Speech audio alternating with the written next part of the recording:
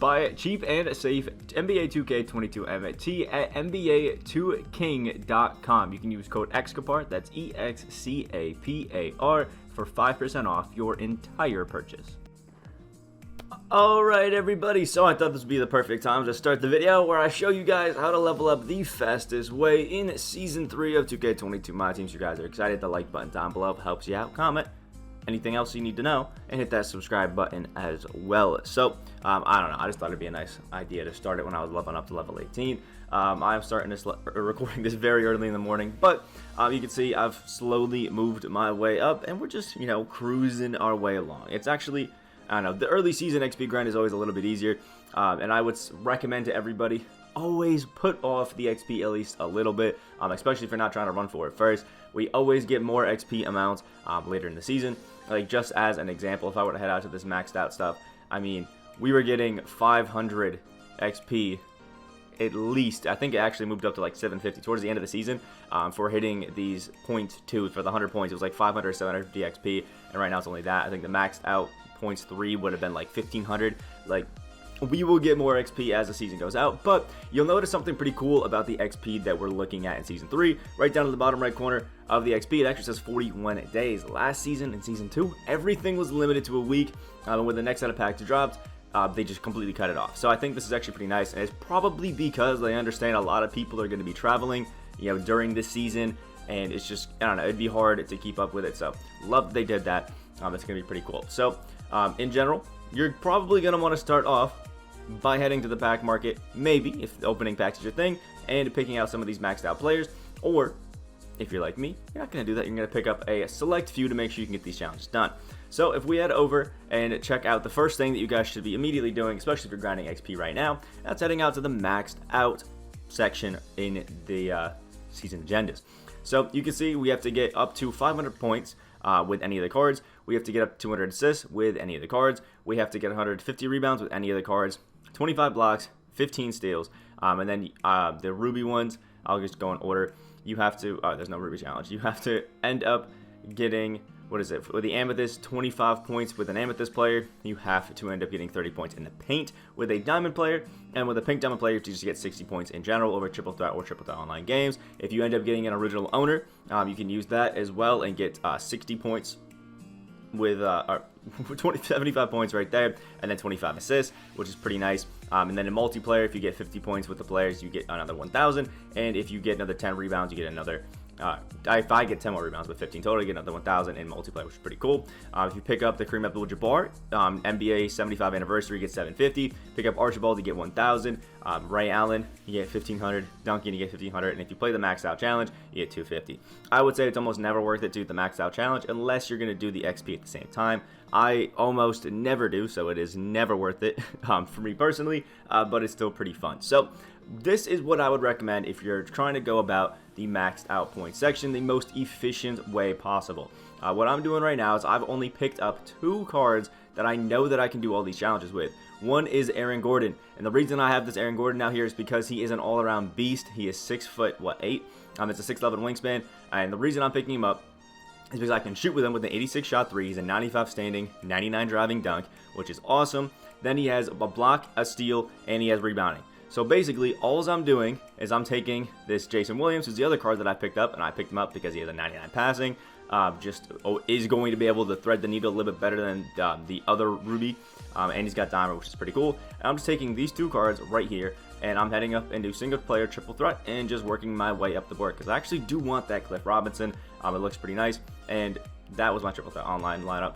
But this is what we're running right here. Is I'm just taking this Jason Williams and this Aaron Gordon. I'm running just a cheap little gold to lower the overall. And we're just going like this, running a pick and roll with Jason Williams and Aaron Gordon because I'll be covering the assists with Jason Williams, and then I'll get rebounds, blocks, steals, and points with this Aaron Gordon because he's so versatile and everything, which I don't know, I just kind of love.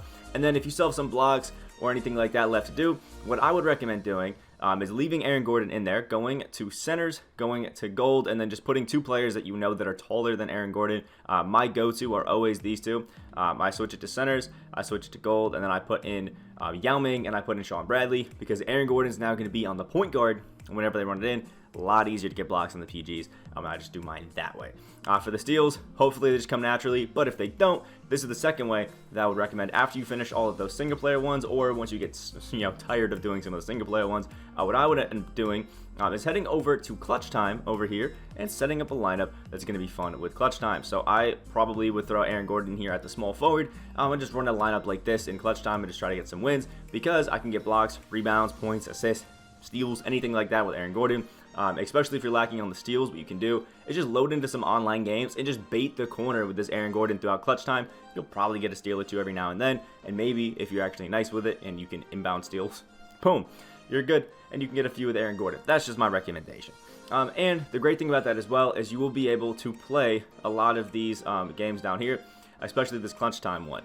So what's pretty cool is if you decide to do that and grow into multiplayer, not only will you be working on these ones down here, the multiplayer rebounds and points with Aaron Gordon, which he's perfect for, and you get 2,000 XP right there, but every single game that you play of clutch time until 15, you will be getting 125 XP, which is amazing. Just go ahead, play the games. It's a super fun game mode, and you'll also be getting XP for the other stuff at the same time. And then if you just deem it necessary or fun, you can just keep playing these. At 20, you get 625, 25, 625, 30, 40, or 35, then 40, and then 50. And then at 50, if you win 50, you can actually get a free pink down on Damian Lillard, which is pretty cool. So that's what I would recommend. And you have all season to do this. You can see the 41 days, but I don't know. I would just get it out of the way. It's fun. It's cool. And that's what I would recommend to everybody. Check out some of these. These are really easy and really nice challenges that you can end up getting done super fast.